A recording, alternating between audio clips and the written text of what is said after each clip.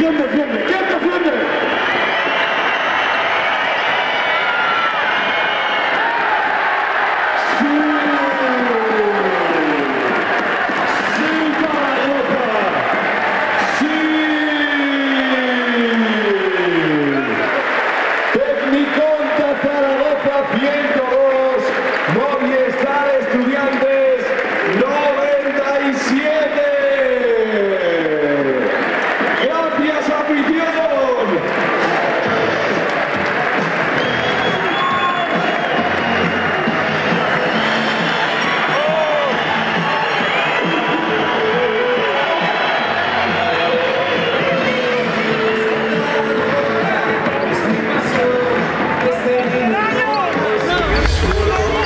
Gracias afición por todo el apoyo y os esperamos el 21 de enero a las 6:30 en la jornada 27 ante San Pablo Burgos.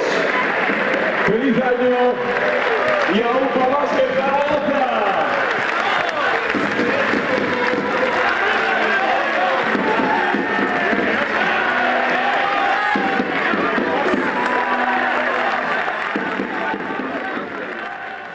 Out of it. Okay, I don't think it was a very good game, but at least we won it. That's what counts. Okay, now we gotta smile. We gotta rest for a day and come back and keep working because this is too long. Let's go. 1, 2, 3.